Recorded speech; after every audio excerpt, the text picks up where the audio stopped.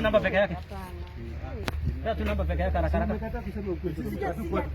There is no problem.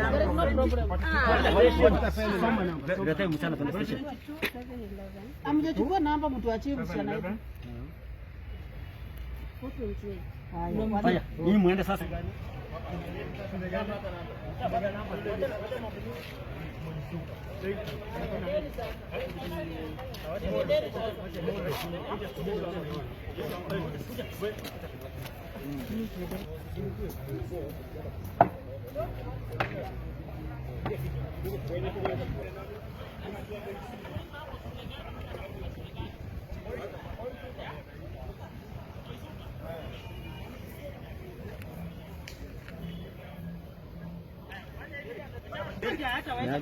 Atafiti. Hapa na ushike.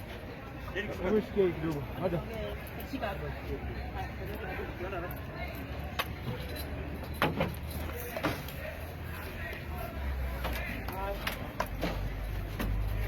Mjama, afande. Ndio kwa mtu na makosa gani? Leo na maofisa wangu, kama vile tumeendelea na huu msako wa majambazi wale wanatengeneza pesa bandia na kudhulumu wananchi katika nchi hii, tumeweza kupata huyu mnamuona hapa. Mnaona kweli ni mtu ambaye ameshipa vizuri kwa sababu amekula mali ya wananchi kweli kweli. Leo tumeweza kupata huyu, anaitwa Josephat Njeru Mwenda, na yeye anatoka Tunyai location, Materi village, Kadhamba sublocation, Shiakariga division, Tharaka sub-county, Tharaka Nithi county.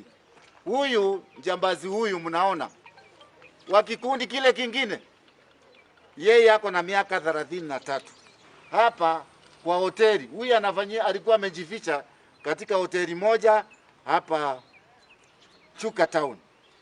Ameweza kutueleza huwa anakoni watu katika Tharaka na katika Embu, na jana alikoni mtu shilingi 50,000. Ndio hizi mnaona hapa, hizi ni 50,000 bila alikoni mtu jana. Sasa hii ndio inaitwa fake money. Hii pesa ni nusu milioni. Sasa hii yote huyu tumemshika na milioni 2 fake money. Hizi ndio zile pesa ambazo huwa zinaosha hawa wakora. Tutaendelea kuwasaka, hatulali. Mimi na maofisa yangu tutaendelea kuwasaka mpaka tuone mambo haya ya wash katika Tharaka Nithi imeisha, na ikiwezekana tunaungana na wale maofisa wengine. Hizi pesa mnaziona kweli zinakaa kama 1,000, kwa sababu pesa fake namna hii zinaharibu uchumi wetu zikiingia kwa circulation, na huwa wanabadilisha hata kwa M-Pesa, wanabadilisha kila mahali. Sasa naomba wale watu wako na hii mtaani, hii KCB mtaani, hii cooperative mtaani, wale wako na M-Pesa wawe waangalifu zaidi, kwa sababu hizi pesa zinaweza ingia kwa circulation na zinaharibu uchumi wetu.